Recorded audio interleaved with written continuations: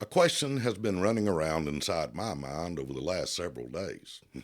Actually, the last few decades is closer to the real point, but recently it has been brought clearly into focus. Why does the General Assembly assume the power to restrict the enjoyment of any right enumerated in our Constitution?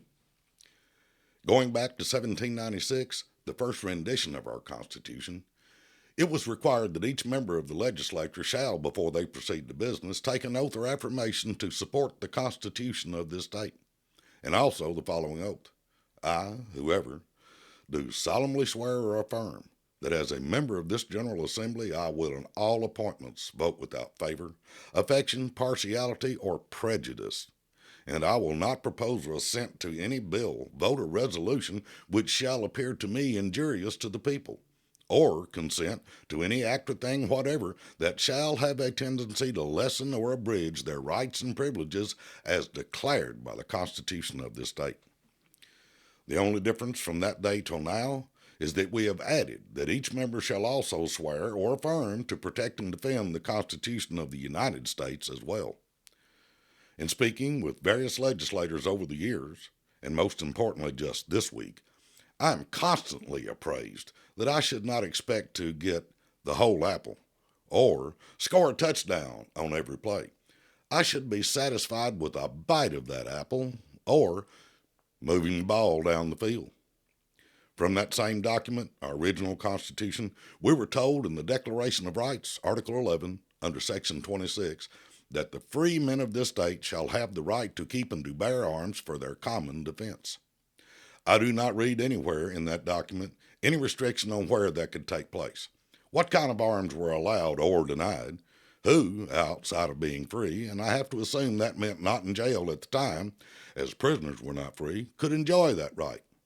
In those days, if they let you out of jail, you got your horse, your ability to vote, and your guns back. If the powers that be did not trust you back in public, you did not get out. It is clearly stated that those issues enumerated in the Declaration of Rights of our Constitution are God-given and removed from being denied by our government, as it says in Article 10, Section 4 of that same document. The Declaration of Rights hereto annexed is declared to be a part of the Constitution of this state and shall never be violated on any pretense whatever. And to guard against transgressions of the high powers which we have delegated, we declare that everything in the Bill of Rights contained and every other right not hereby delegated is accepted out of the general powers of government and shall forever remain inviolate. The we written is the people, not the government, not the governor, his departments, not the General Assembly. These are all people that we have hired to do our business under the contract that is our Constitution.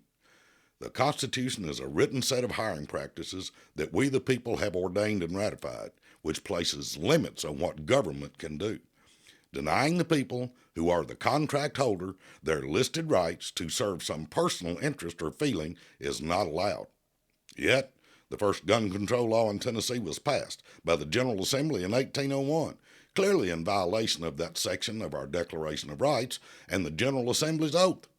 What must be done to regain the rights intended originally?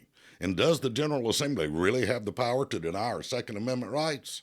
The recent Bruen decision says only the historical traditions at the time of the ratification matter. Later laws that do not match what was understood by the people at the time of the founding are void and without force.